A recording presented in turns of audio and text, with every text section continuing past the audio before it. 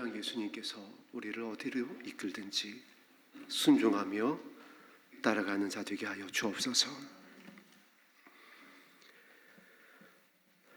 창수가 나고 풍파가 몰아치고 있습니다.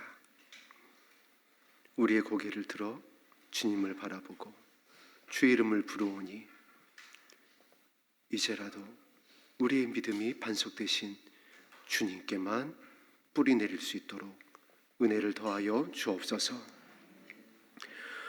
오늘 우리의 예배를 받아주시고 아버지의 뜻이 이루어지는 영광스러운 예배로 드려지게 하여 주옵소서. 예수님 이름으로 기도드립니다. 아멘. 함께 나눌 말씀 히브리서 4장 말씀입니다.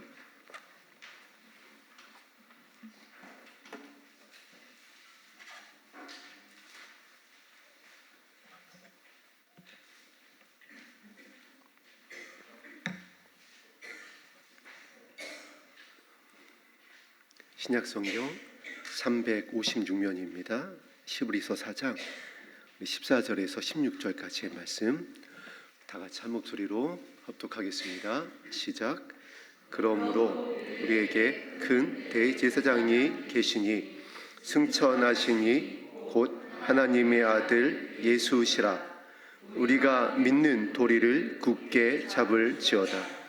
우리에게 있는 대제사장은 우리의 연약함을 동정하지 못하실 이가 아니요 모든 일에 우리와 똑같이 시험을 받으신 이시로되 죄는 없으시니라. 그러므로 우리는 긍휼하심을 받고 때를 따라 돕는 은혜를 얻기 위하여 은혜의 보좌 앞에 담대히 나아갈 것이니라. 아멘. 우리가 지난주에는 우리의 믿는 도리가 무엇인지를 함께 살펴봤습니다. 오늘은 두 번째 우리에게 있는 대제사장에 대해서 함께 살펴보겠습니다. 15절 히브리서 이 서신의 말씀이 대제사장에 대해서 어떻게 보면 이제 역할이죠. 중요한 역할을 이렇게 편지하고 있습니다. 우리의 연약함을 동정하여 주신다. 우리의 큰 대제사장이 예수님이십니다. 그리고 예수님은 우리가 본 그대로 다시 올 것이다 약속하시면서 이제 구름을 타고 올라가셨습니다. 그런데 이 땅에 살면서 베드로는 우리에게 이와 같이 편지했습니다. 우리가 대제사장이다. 심지어는 그냥 제사장이 아니라 왕 같은 제사장이다. 거룩한 나라고 나의 소유된 백성이고, 그래서 대제사장이고 거룩한 나라고 하나님의 소유된 백성이 해야 될 일을 이렇게 전했습니다. 그의 기이한 빛에 들어가는 아름다운 덕을 선전할 수 있어야 된다. 전할 수 있어야 된다. 증거할 수 있어야 된다. 즉 저와 여러분이 교회입니다. 우리가 예수님께서 우리 몸이 성전 삼고 있는 교회라고 그랬습니다. 그럼 우리의 몸을 가지고 우리를 통하여 드러나야 되는 것은 하나님의 나라인 줄로 믿습니다. 그의 기이한 빛, 보좌로부터 비춰지는 그 영광스러운 하나님이 계시는 그 나라가 저와 여러분을 통하여 드러나야 되는 거예요. 그러니까 우리의 가정이 천국이 되어야 되고 우리의 교회가 천국이 되어야 되고, 즉 우리의 가정 안에 용서가 있어야 되고 우리 가정 안에 평안이 있어야 되고 우리 교회 안에 공동체 안에 사랑이 있어야지 돼요. 이것이 대제사장의 역할입니다. 그래서 예수님께서 화목제물이 되어 주신지라. 할렐루야. 우리가 화목하게 되어지는 예수 그리스도의 신부가 되기를 주의 이름으로 축복합니다. 그래서 그 대제사장은 우리의 연약함을 동정하신다라고 그랬어요. 이해하신다. 그리고 도와주신다. 그리고 기도하여 주십니다. 지금 보좌 우편에서 예수님이 저와 여러분을 위하여 기도하고 계십니다. 그래서 우리가 그 주님이 이제 기도의 자리로 저와 여러분을 이끌고 있습니다. 특히 이 마지막 때에는 기도해야 될 때입니다. 자다가도 깨라고 그랬습니다. 정신을 차리고 기도하라라고 그랬습니다. 모이게 힘써 마음을 합하여 기도하라라고 그랬습니다. 인자 앞에 서도록, 환난을 피하고 인자 앞에 서도록 기도해야 된다. 그래서 우리가 5월달 오늘부터 그루터기 기도회, 거룩한 씨앗 기도회를 시작을 했습니다. 예수님의 부탁의 말씀대로 나와 내 자녀를 위하여 우는 시간입니다. 그 기도를 아버지께서 받으시고 구원의 은혜를 더하실 줄로 믿습니다. 대제사장은, 예수님은 우리의 영원한 중보자가 되어주십니다. 우리의 연약함을 도와주시기 위해서 치료하여 주셨습니다. 이 땅 가운데에서. 그리고 우리의 연약함을 고쳐주시기 위해서 십자가에서 피를 흘려주셨습니다. 그리고 이제는 예수님께서 마지막으로 우리의 연약함을 도와주시기 위해서 대제사장으로 계셨던 예수님께서 하고 계신 것이 바로 보좌 우편에서 기도하고 계신다라는 거예요. 가르치고 이해하고 치유하고 하나님의 나라를 전파하고 난 이후에, 십자가에서도 다 용서하신 이후에 마지막 예수님께서 하시고 계신 사역입니다. 기도하시는 것. 그래서 이 15절을 통하여 우리가 발견할 수 있는 중요한 교훈이 바로 우리의 연약함을 동정하여 주시는 예수님과 같이 왕 같은 제사장인 저와 여러분이 무엇을 이 시대에 해야 되냐면은 연약한 가운데 있는 아버지께서 구원하고자 하는 자들을 위해서 중보해야 될 줄로 믿습니다. 우리의 연약함을 누구에게 가져갈 수 있을까요? 성경은 우리가 연약해질 때에 우리의 연약함 때문에 어떻게 우리가 반응하는지에 대해서 알고 있어서 이렇게 부탁을 하고 있습니다. 도울 힘이 없는 방백을 의지하지 말라. 우리는 사람에게 자꾸 가요. 자꾸 사역자에게 갑니다. 은사자에게 간다든가. 물론 하나님의 어떠한 은혜가 기도하는 분, 말씀을 깊이 묵상하여서 또한 여러 과정을 지나와서 사역을 하고 계신 분들을 통하여 우리가 도움을 받을 수 있습니다. 그런데 도울 힘이 없는 방백에게 가지 말라고 하는 것은 우리가 믿어야 될 분, 우리의 믿음의 대상, 우리의 영원한 중보자가 되어주시고 우리를 끝까지 이해하시고 우리를 버리지 아니하시는 분, 아버지 하나님께만이 구원이 있는 줄로 믿습니다. 그래서 대제사장은 우리의 연약함을 동정하지 못하실 리가 아니요, 사람에게 가는 것이 아니라 아버지께 나오는 것입니다. 오늘 이렇게 우리가 예배 자리에 나온 것과 같이 아버지의 자리에 나온 겁니다. 오늘 말씀을 준비하면서 특별히 어느 때보다 하나님께서 사랑하는 성도님들을 향해서, 이 교회를 향해서 어떠한 말씀, 어떠한 마음을 나누길 원하실까? 아버지의 마음을 어떠한 말씀을 통하여 이 시대 가운데에 나누길 원하실까?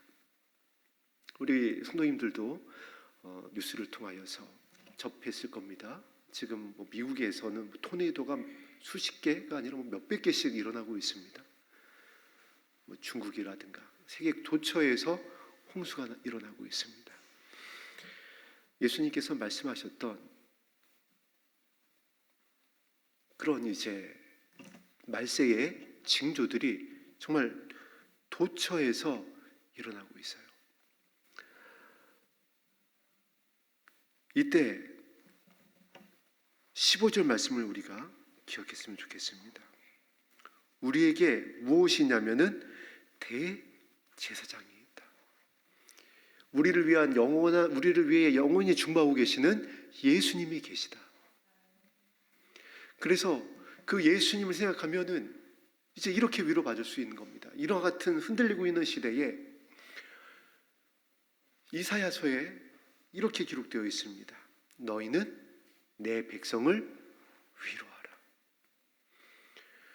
하나님께서 이 구약의 선지자들을 통하여 전하였었던 말씀의 골자는 대부분 보면은 심판이었습니다. 이스라엘을 향한 심판의 말씀이었어요. 포로가 될 것이다. 너희가 고난을 받게 될 것이다. 돌아오지 아니하면. 그러나 더 깊은 곳에 있는 아버지의 마음은 보니까 위로였습니다. 살리고 싶은 것이에요. 자녀들을 지켜주고 싶으신 겁니다. 구약의 이 선지서, 대선지서와 우리가 소선지서로 나눕니다. 이 말씀을 우리가 쭉 읽다 보면은 발견되어지는 패턴이 있어요. 무엇이냐면 하나님이 심판을 말씀하십니다. 그리고 이스라엘 백성들이 듣지 아니해요. 심지어는 이렇게까지 얘기합니다. 우리를 내버려 두세요. 하나님께서 우리를 언제 사랑하셨습니까? 하나님께서 막 침묵하시기도 하시고, 그러다 결국 심판을 받습니다. 징계를 받습니다. 하나님께서 회초리를 드세요. 그래서 포로로 잡혀가기도 하고 이방 나라에 의해서 예루살렘 성이 무너지기도 합니다. 그런데 결국에 아버지께서 주시는 그 말씀 말미에는 여전히 변함없이 어떠한 말씀이 선포되어지냐면 회복에 대해서 말씀을 하십니다. 그들을 돌아오게 할 것이다. 그들을 다시 낫게 할 것이다. 내가 그들을 다시 품을 것이다. 하나님께서는 선하시기 때문에, 선한 목자이시기 때문에, 선한 목자는 양들을 위하여 목숨을 버리시는 분이시기 때문에, 우리의 아버지가 되시기 때문에 아버지께서 이 시대를 바라보고 이 교회를 바라보고 견디고 있는 사랑하는 성도님들을 바라볼 때에 그 어느 시대보다 위로하기를 원하시는 줄로 믿습니다. 견디고 있고 기도하고 있고 눈물 흘리고 있는 사랑하는 자녀들을 향하여서 위로하기를 원하시는 거예요. 제가 지금도 기억이 납니다. 중학생 때 중간고사를 이렇게 보려고 시험 공부를 하면은 벼락치기를 이제 하고 있을 때였습니다. 어디서부터 어디까지, 그때는 이제 교과서에서 대부분 시험이 나올 때였으니까 막 밀린 공부가 몇십 페이지 되는 겁니다. 그러면 이제 그걸 다 이제 사실 외우다시피 해야지 시험을 볼 수가 있어요. 밤을 이제 새워가면서 공부를 하고 있으면 어머니께서 잠을 안 주무세요. 피곤하실 텐데. 낮에 일하고 오신 어머님이 분명히 피곤하실 텐데 안 주무시는 거예요. 어머니 왜 안 주무세요? 하면은 잠이 안 온다 그러시는 거예요. 근데 잠이 안 와서가 아니죠. 얼마나 피곤하셨겠어요. 아들의 공부를 응원하시는 거예요. 그리고 맛있는 거 갖다 주시고. 성경에 이렇게 기록되어 있습니다. 이스라엘을 지키시는 하나님은 졸지도 않고 주무시지도 않으신다. 지금 시험의 때잖아요. 창세 이후로 없는 환란이 다가오는 시험의 때입니다. 그래서 하나님께서 더 자녀들을 향하여 위로하기를 원하시고 지키시길 원하시고 기도 중보하여 주시고, 예수님께서는 그래서 성령을 물붓듯이 부어주시고, 이것이 대제사장이 우리 연약함을 돕기 위해서 하시는 일이라는 거예요. 저와 여러분이 왕같은 제사장, 거룩한 나라, 소유된 백성으로서 이 일을 해야 되는 겁니다. 연약함 가운데 있는 고아와 과부 같은 그러한 성도들이 있다라고 한다면은 함께 울어주고 내어주고 동행하여 주고 그를 위하여 중보하여 주고,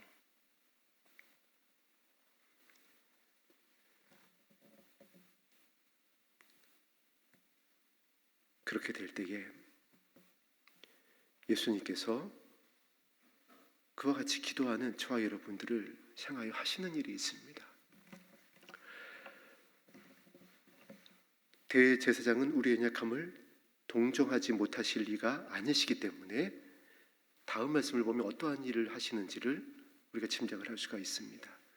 모든 일에 우리와 똑같이 시험을 받으신 이로되, 모든 일에 시험을 받았다라고 그랬습니다.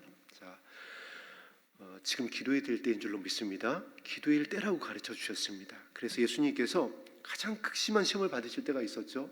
언제였나요? 겟세마네 동산의 그 기도의 자리에서였습니다. 제자들하고 함께 기도하기를 원하실 만큼 간절히 기도하실 때였어요. 어떻게 죽어야 될지를 아셨다라고 그랬습니다. 그때 하나님께서 가르쳐 주셨어요. 보여주셨던 겁니다. 자, 여러분, 이게 지금 저와 여러분들을 향해서 동일하게 적용되고 있는 겁니다. 우리가 이제 말씀을 통하여 이 마지막 때에 무엇을 원하시는지를 배웠어요. 우리의 마음이 새롭게 되어져야 되는 것을 알려 주셨습니다. 그런데 여러분, 이게 죽는 것과 같은 거예요. 내가 죽지 아니하고 나의 모습이 죽지 아니하면 여전히 우리는 나의 뜻을 구할 수밖에 없습니다. 왜냐하면은 아담 이후로 이 인류 역사 동안 또 우리가 지내온 연수만큼 우리는 어쩔 수 없이 우리의 육신의 정욕, 안목의 정욕, 이 세상의 자랑이 강해졌어요. 나의 유익을 구할 수밖에 없어요. 그것이 우리의 연약함입니다.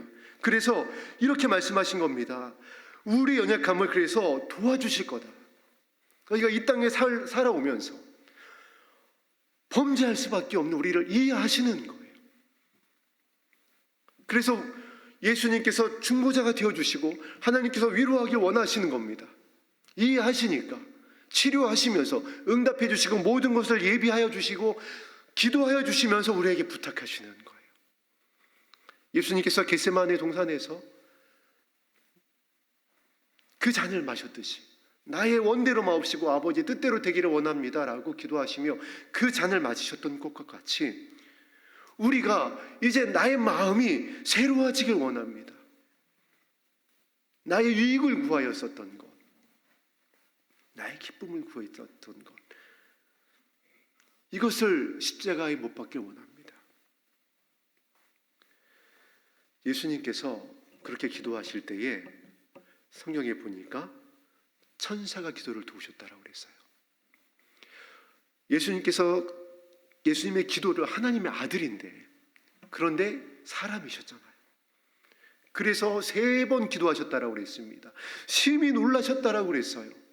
이 잔을 내게서 지나가게 해달라고 기도하셨습니다. 우리도 그렇잖아요.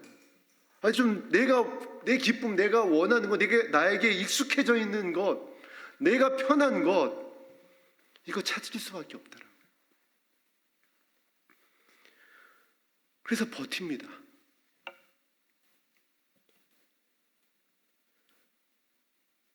예수님께서 시험을 받을 때에 그 기도 가운데에 천사를 보내주셔서 기도를 도우셨어요. 예수님께서 아시는 겁니다. 우리의 마음이 변화되어지는 것, 나의 유익이 아니라 나의 유익을 구하지 아니하고 나의 이웃을 위해서 나의 생명을 내어줄 수 있는 나의 마음이 온유와 겸손으로 바뀌는 것이 그게 쉽지 않더라고요.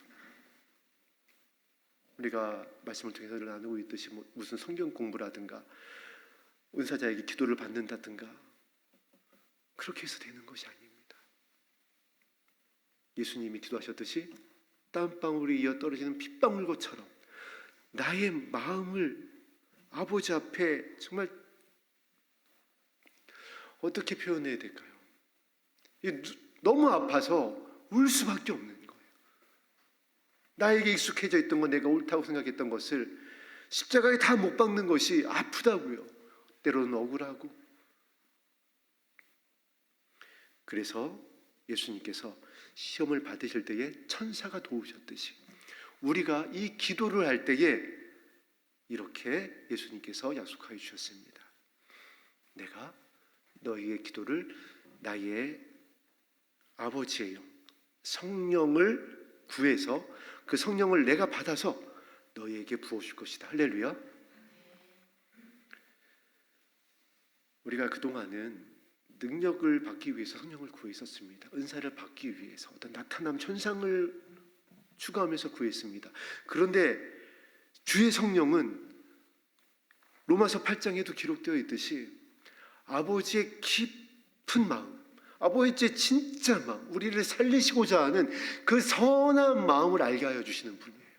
그것을 알려주시고자 장래일을 말씀하시기도 하고 그 선함을 알려주시고자 그 능력을 가지고 치료도 하시고 그 선함을 알게 하시고자 우리를 얼마나 사랑하시는지를 깨닫게 하고자 은사를 주시는 겁니다. 그것들을 통해서 이렇게 하나님이 살아계시고 나와 함께 해주시고 나를 살리길 원하시는구나. 그러나 그 성령의 가장 깊은 곳, 그 시작은 우리를 살리시기 원한다라는 거예요. 그래서 말할 수 없는 탄식으로 우리가 너무 힘들어서 때로는 기도조차 할 수 없는 낙심 가운데 너무 고통 가운데 있을 때 기도조차 못할 때에 우리를 위하여 탄식하며 기도를 도우시는 분이 아버지의 영 성령이라고 그랬어요. 오늘 우리가 주의 이름을 부를 때에 시험을 받고 있는 이때, 시험의 때에, 흔들리고 있는 때에, 다 떠내려가고 있는 이때에 주의 이름을 부르게 되기를 예수님의 이름으로 축복합니다. 주의 이름을 부르는 주의 백성에게 주의 성령을 부어주시겠다라고 그랬어요. 동정하지 못할 이실 리가 아니에요. 왜냐하면 똑같이 시험을 받았다라고 그랬습니다.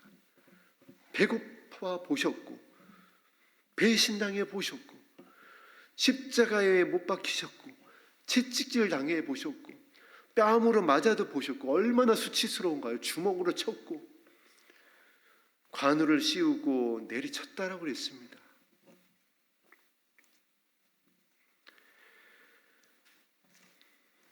그런데 죄는 없으시니라.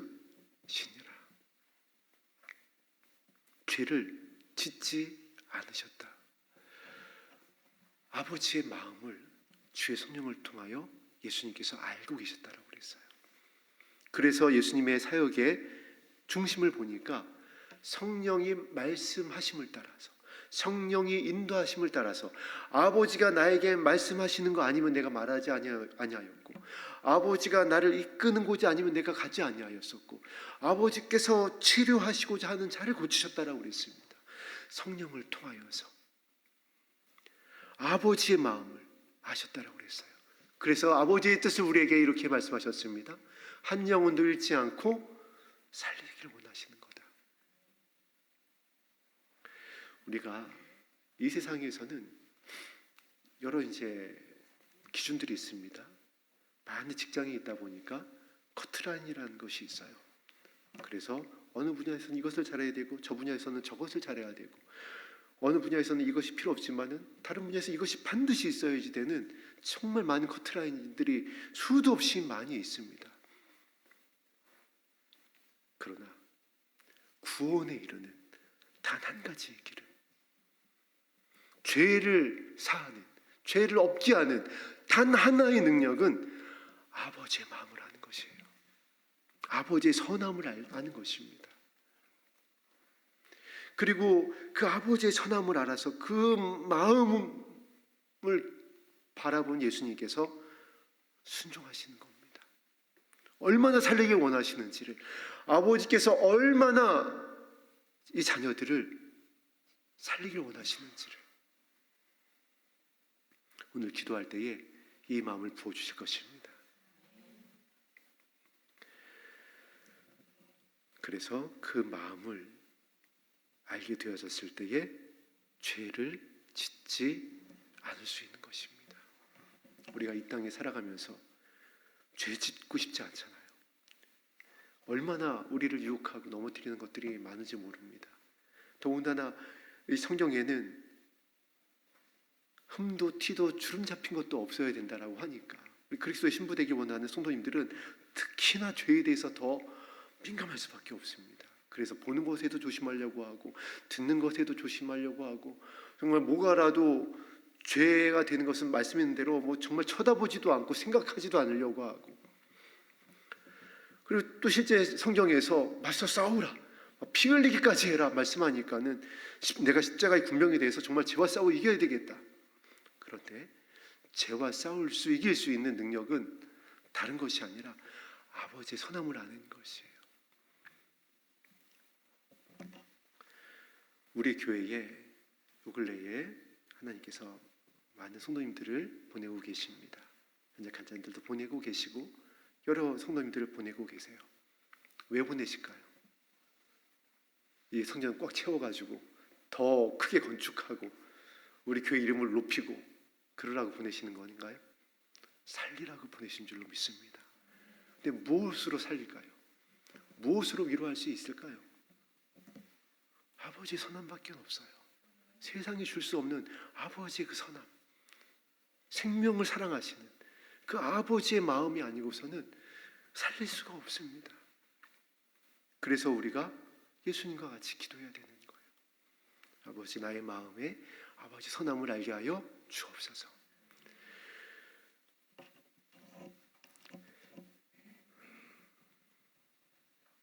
제가 얼마 전에 이제 한 달 벌써 됐네요. 총선이 끝난 직후에, 우리나라의 총선이 끝난 직후에 참 사실 우리 성도님들도 마찬가지셨을 겁니다. 절망을 했습니다. 어떻게 이럴 수가 있을까? 총선 결과를 보면서 정말 큰일 났다 우리나라. 저도 그 결과를 보니까 낙심이 되는 겁니다. 그러나 여러분, 우리가 그래서 주의 말씀이 내 발에 등이요 내 길의 빛이라는 겁니다. 예레미야서에 보니까는 이런 말씀이 기록되어 있어요. 또 실제 아브라함의 기도를 통해서도 발견할 수가 있습니다. 우리가 믿는 도리를 굳게 잡은 교회와 그리고 대제사장으로 연약함을 동정하지 못하던 예수님과 같이 그 마음으로 그 선함으로 기도하고 있는 교회가 이 땅 가운데에 두 교회만 있어도, 이 증인의 수기 때문에 두 교회만 있어도 이 대한민국에는 소망이 있는 줄로 믿습니다. 멸하지 않겠다라고 그랬어요. 왜 그럴까요? 자녀가 있으니까, 깨어 기도하고 있는, 생명을 발견하고 아버지의 나라를 소망하고 죄오심을 기다리고 있는, 서로 사랑하는 순결한 주의 신부들이 마음을 아파여서 하늘에 계신 하나님께 기도하고 있으니까 이 나라를 위해서, 교회를 위해서, 사역자들을 위해서, 그 자녀들을 위해서, 잠들어 있는 그리스도 신부들을 위해서 간구하고 있으니까 하나님께서 멈추신다라는 거예요. 우리가 두려워하는 전쟁, 심판 이런 것을 막아주신다라는 겁니다. 우리 사랑하는 성도님들께 부탁을 드리겠습니다. 저도 예전에 그래서 이해합니다. 그래서 말씀을 드립니다. 요 근래에 보니까 전쟁의 소문이 흉흉합니다. 그래서 저도 그랬어요. 언제 전쟁이 안 된다. 그래서 집안에 그냥 창고마다 막 쌓아놓은 적이 있었습니다. 물론 지금은 그래야 될 때예요. 우리 준비하고 있잖아요. 전쟁이라든가 재난이라든가 어떠한 일이 있을지 모르기 때문에 준비해야 되는 것은 분명합니다. 맞아요. 근데 뭐가 다르냐면은 어떤 날을 지정해 있었어요. 그래서 솔직히 이제 말씀드리겠습니다. 저희 흑역사긴 하지만 어떤 기도하는 목사님이 계시를 받았는데 어느 날이더라 하면은 그 날이 진짜 전쟁 나는 날인 줄 알고 어디 가지도 않고 막 그렇게 준비했던 적이 있었습니다. 우리 사랑하는 성도님들께 그래서 부탁을 드립니다. 지금이 환난의 때이고 시험의 때인 것은 맞아서 우리가 남은 자들을 위해서 여러 가지 것들을 준비는 해야 되는 것은 맞습니다. 그러나 어떤 날은 특정하지 마세요. 어떤 사역자나 어떤 모은사자가 언제 주님이 오신다든가, 언제 어디에서 무슨 지진이 어떤 일이 터진다라든가, 언제 이 땅 가운데 전쟁이 난다든가 하는 이런 이제 소식을 전하는 분이 계시다면은 여러분 어떻게 하시냐면은 패스. 어떻게 한다고요? 패스. 왜 패스냐? 말씀에 기록되어 있습니다. 이 땅 가운데 여러분 바알에게 무릎 꿇지 않는 그리스도의 신부들이 여기 이렇게도 많잖아요. 여기에만 있는 것이 아닙니다. 사랑하는 성도 여러분, 이 대한민국에 곳곳에서 기도의 골방에서 이 나라를 위해서, 이 땅의 사역자들을 위해서, 자녀들을 위해서 눈물로 씨를 뿌리고 있는 주의 백성이 얼마나 많은지 몰라요. 그래서 이와 같은 것에 미혹되지 마시고 아버지의 선함을 담기 위해서 주의 이름을 부를 수 있게 되기를 주의 이름으로 축복합니다. 우리가 오늘 두 번째 말씀을 나누었습니다. 시간이 조금 남아서 한번 16절까지 함께 말씀을 나누겠습니다. 16절 합독합니다. 시작. 그러므로 우리는 긍휼하심을 받고 때를 따라 돕는 은혜를 얻기 위하여 은혜의 보좌 앞에 담대히 나아갈 것이니라. 아멘. 16절에 무엇을 편지하고 있냐면은 무엇을 받았다라고 그랬죠? 긍휼하심을 받았고, 영혼을 향한 아버지의 뜻이 이루어지는 것, 그리고 그 시작은 긍휼입니다. 여러분, 마태복음 5장을 기억하여 보세요. 산상수훈을 예수님께서 전하기 전에 둘러선 무리들을 바라봤다라고 그랬어요. 그들을 바라보신 예수님, 그들을 살려야 되는 아버지의 마음으로 긍휼히 여기시면서, 배고플 때는 먹이시면서 그들을 바라보시는 겁니다. 긍휼히 여기셨다라고 그랬어요. 불쌍히 여기셨다라고 그랬습니다. 생각해 보세요. 저와 여러분들을 하나님께서 아버지의 마음으로 불쌍히 여겨주셨기 때문에 오늘 이 자리까지 인도한 줄로 믿습니다.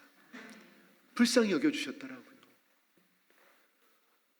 도와주지 않으면, 지켜주지 않으면, 응답하여 주지 않으면, 용서하여 주지 않으면 살아갈 수 없다는 것을 아시고 긍휼히 여겨주신 거예요. 그래서 16절에 이렇게 편지하고 있습니다. 그러므로 우리는 긍휼하심을 받고, 그럼 이 긍휼하심을 받은 우리가 이제 긍휼히 여겨야 되는 겁니다.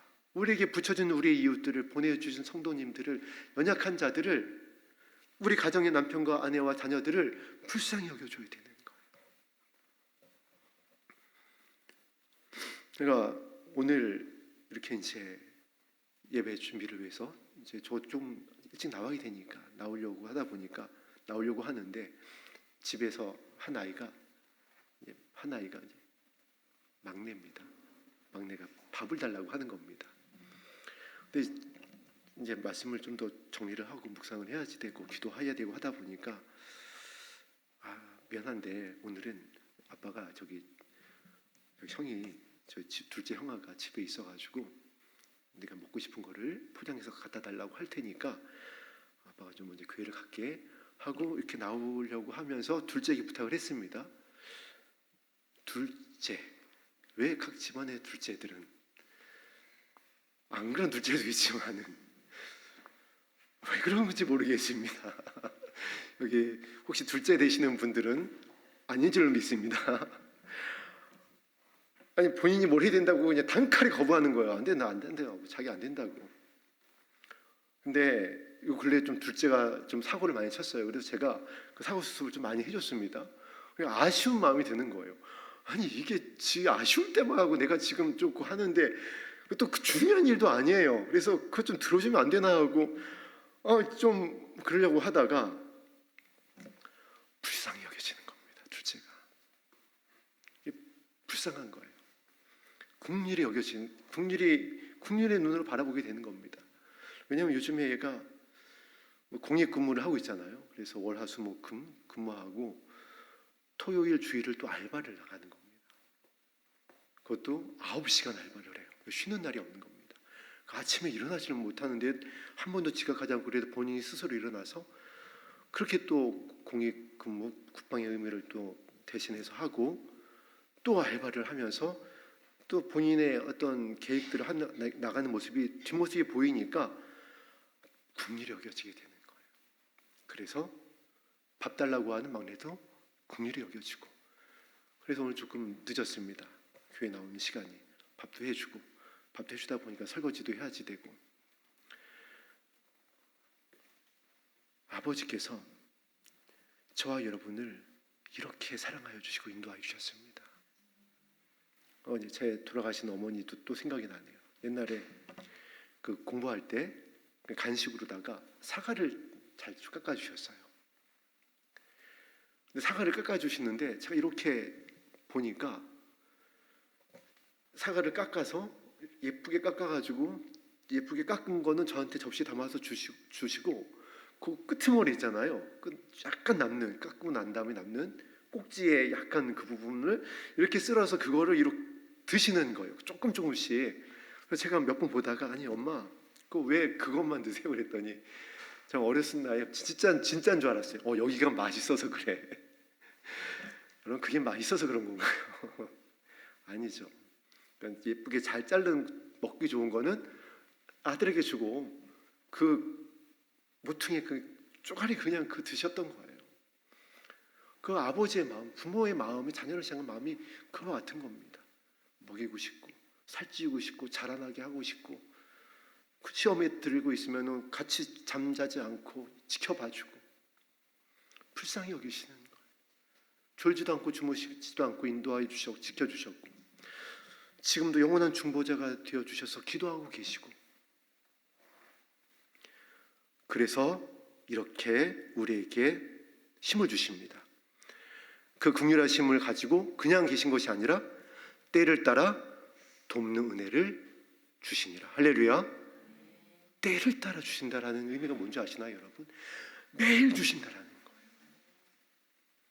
어제 이만큼 주셨으니까 어제 엄청난 걸 주셨으니까 오늘은 그냥 어떻게 좀 버텨봐 이게 아니라 어제 어마어마한 은혜를 주시고 죽은 자를 살리시는 능력을 베푸셨어서 오늘 또 그 능력이 필요하고 오늘 또 우리 연약해서 넘어져서 또 용서가 필요하고 또 예수 그리스도의 생명이 필요하다면은 더 주신다라는 거예요.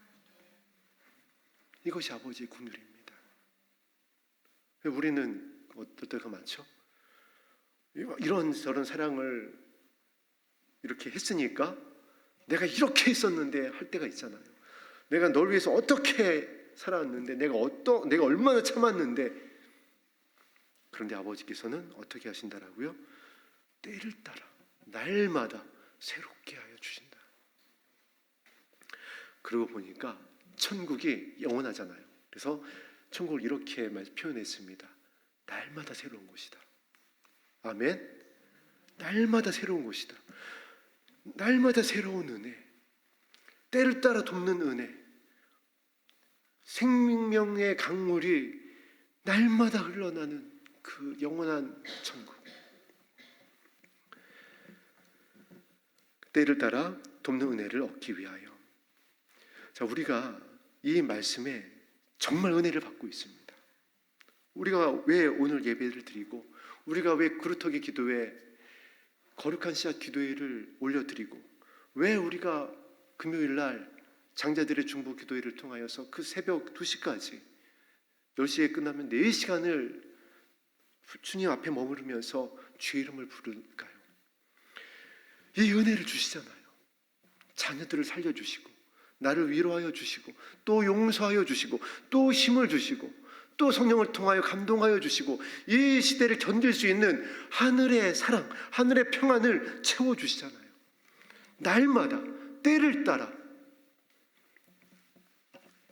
이것을 얻기 위하여 우리가 은혜의 보좌 앞에 오늘도 담대히 나온 줄로 믿습니다.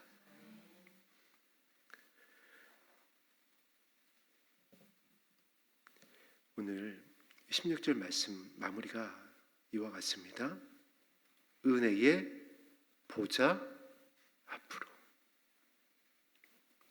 때를 따라 돕는 은혜를 주시는 아버지 앞으로. 그분의 사랑 안으로.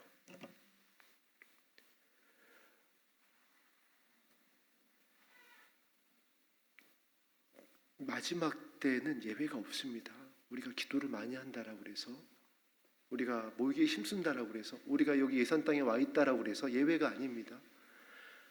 천사들이 다 키를 가지고 뒤집어 본다라고 그랬습니다. 다 날려본다라고 그랬어요. 모두가 다 정신없는 겁니다. 뭐 담임 목사님이나 저나 여러분이나 통일합니다. 다 같이 날아가는 겁니다. 그런데 14절에 있는 것처럼 우리가 믿는 도리를 굳게 잡는 알곡들, 대제사장의 그 동정하지 못하는 시험을 받으신 이로되 죄는 없으신 그 예수님의 마음대로 아버지의 선하심을 알기 위해서 주의 이름을 부르는 예수 그리스도의 신부들, 긍휼하심을 아는 그 아버지의 긍휼하심을 입은 자들이 긍휼하심을 흐르게 하는 그 믿음의 사람들은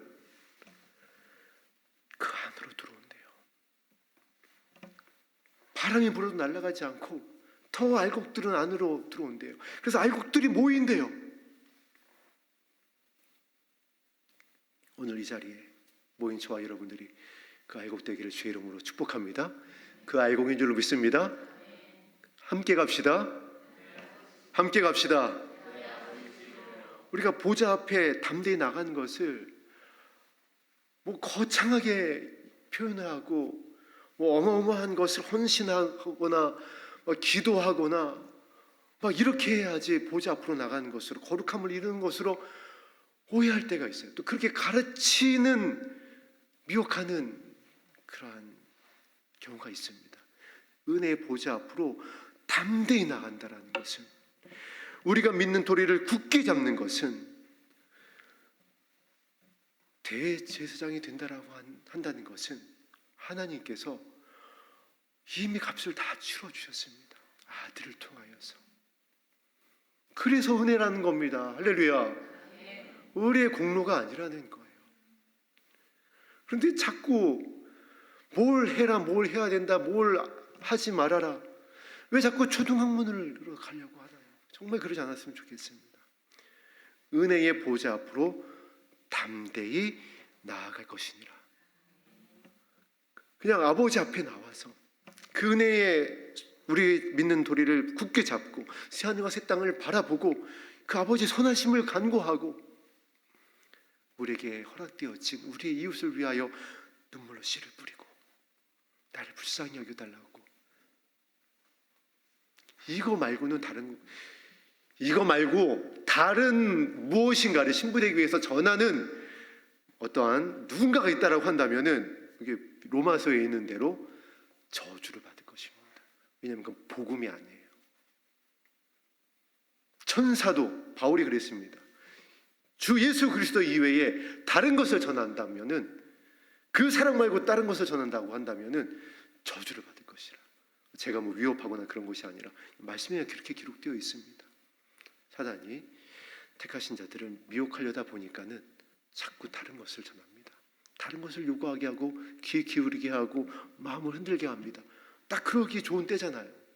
두려운 때이고 시험의 때이고 그러다 보니까. 그런데 시험을 받으셨던 예수님께서, 시험을 어떻게 이겨야 되는지 너무나 잘 아시는 예수님께서 14절, 15절, 16절을 통하여 우리에게 세 가지를 분명히 가르쳐 주셨습니다. 이 히브리서 저자가 누군지는 모릅니다. 바울이라고 저는 생각을 했었는데 시간이 가면 갈수록 보니까 바울은 아닌 것 같아요. 그런데 바울 못지않게 분명한 것은 바울 못지않게 아주 비밀한 것을 깨달은 하나님의 사람인 것은 틀림없습니다. 히브리서 보세요. 정말 어마어마한 비밀들이 가득 담겨 있습니다.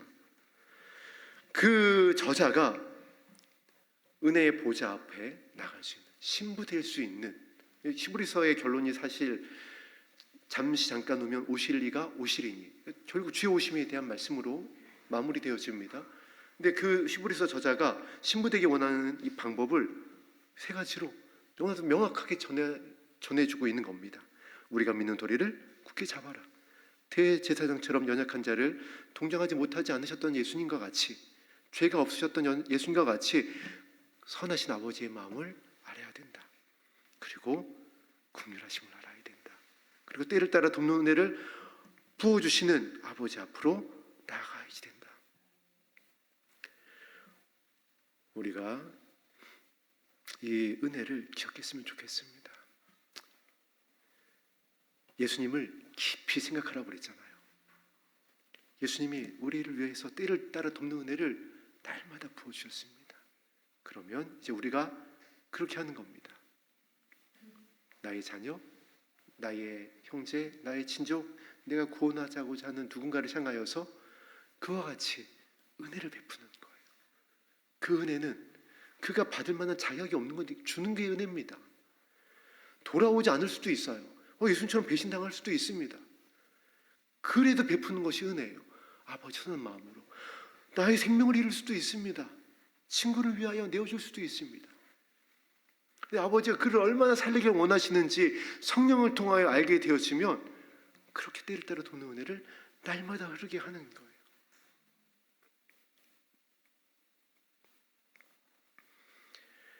그러면 살리고자 하는 자들이 아버지 보좌 앞으로 모이게 될 것입니다. 그리고 저와 여러분이 모두 다 이 보좌 앞에서 만나게 될 것입니다. 그리고 그 보좌 앞에서 구원하심이 하나님과 어린 양께 있도다 하며 우리의 면류관을 벗어드리고 모세의 새 노래 14만 4천이 아니면 배울 수 없는 그 노래를 아버지 앞에 올려드리며 왕같은 제사장으로 이 주님과 함께 영원히 다스리게 될 것입니다. 오늘 함께 드렸던 찬송가 212장 우리 찬송 드린 후에 말씀에 의지하여 기도하겠습니다.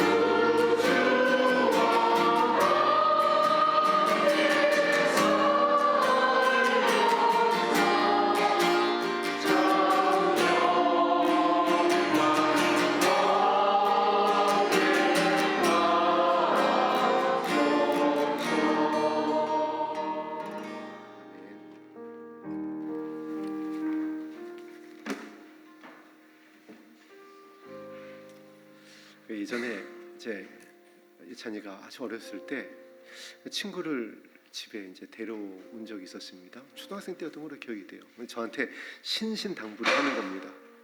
그 친구 집에 데려오는데 전도할 생각하지 마. 전도할 생각하지 마. 왜냐하면 그때 제가 좀 셌어요. 좀 세가지고 막 이러면 지옥 가 저러면 뭐 하나님 나라 못 가 남겨지게 돼. 그 환난 때 남겨지면 어떻게 되는 줄 알아? 뭐 하면서 막 아이가 그걸 아니까는 친구한테 그럴까봐 전도하지 말라고 했을까 안 했을까요? 했습니다. 했어요. 아들이 그래서 왜 그랬냐면은 그때 또 그게 또 고집인 거예요. 왜 그때 어떤 고집을 부렸냐? 왜 아빠 하지 말래? 왜 했냐고. 애 얼굴 못 봤어? 친구 얼굴 못 봤어? 집에 안 올 것 같다는 거예요. 근데 제가 나름 이제 변명이 이런 거였습니다. 야, 지금 기차가 가는데 저기 철길이 끊어져 있어. 그 철길이 끊어진 기차가 저기 떨어지면 어떻게 되겠냐? 죽을 거 아니야. 그러니까 지금 그 상황인데, 막 목숨을 걸고 기차를 세우기 위해서 막 소리도 지르고 해야 될 거 아니야가 나름의 이제 변명이었어요. 나름 논리가 있잖아요. 그런데 하나를 간과를 했습니다. 하나님께서 이 마지막 때에 저와 여러분들을, 맞아요, 지금 이제 다 끝이 됐습니다. 그래서 정신을 차려라, 깨어 기도하라, 선포를 하고 말씀을 주시고 여러 가지를 통하여 알게 하여 주십니다. 그런데 우리 재난교육 받고 있잖아요. 김동진 지사님을 통해서. 여러분, 당황하면요, 소리 지르면요, 사람이 머리가 하얘집니다. 이제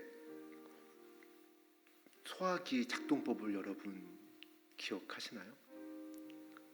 안전핀 뽑아야 된다는 거 아시죠? 근데 여러분, 안전핀 뽑힐 것 같으세요? 불날 때 여러분 안전핀 안 뽑힙니다. 왜 안 뽑히는 줄 아세요? 너무 당황해가지고 불이야 하고 소화기 저거 빨리 안전핀 뽑아 하고 소리 아무리 질러도 소화기 안전핀 못 뽑아요. 안 뽑힙니다. 왜냐하면 너무 당황하다 보니까. 안 그러신 분들도 있겠지만 안전핀 손잡이를 너무 세게 눌러서 안 뽑히는 경우도 있고, 왜냐면 물려 있는데 소화기를 자꾸 뽑으려니까 안전핀이 안 뽑는 경우도 있고, 안전핀은 수평으로 뽑아야 돼요. 그런데 이게 너무 당황하고 놀라니까 그냥 위로 잡아당기는 겁니다. 너무 놀라는 분들이. 이런 거예요. 마지막 때일수록, 더 위험하고 급한 상황일수록 침착함을 잃으면 안 돼요. 냉정해야지. 냉정해야 됩니다. 그런데 성경에서 보니까 가장 이 마지막 때 우리를 정신 차리게 하고 살아나게 하고 분별하게 하는 것이 막 소리 지르고 막 심판을 선포하고, 그게 아니라 하나님은 사랑이시다라는 거예요. 살리길 원하신다라는 말씀이에요. 그래서 사랑의 사도 요한이 그 초대교회 위기 상황에서도, 정말 복창 터지는 그 상황에서도 사랑의 편지를 쓰잖아요. 하나님은 사랑이시니라.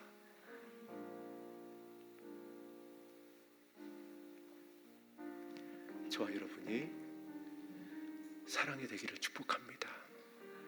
아버지의 선함을 회복할 수 있는 이 기도 시간이 되어졌으면 좋겠습니다. 이제 구루터기의 기도회, 거룩한 시간 기도회가 5월 한 달간 이어지게 될 것입니다. 이때 이 기간 동안 여러분 마음껏 우세요. 믿는 도리의 소망이 예수님을 굳게 잡고 하나님의 나라를 소망하고 대제사장이신 예수님과 같이 아버지의 선함을 가지고 이웃을 선대하고 그 마음이 회복되어지기를 기도하고, 긍휼히 여기시는 아버지의 마음을 닮아서 긍휼히 여기고 때를 따라 돕는 은혜를 베푸셨던 하나님의 은혜를 기억하며 우리에게 도울 힘이 있을 때에 힘껏 도우세요. 은혜의 보좌 앞에서 만나게 될 것입니다. 기도하겠습니다.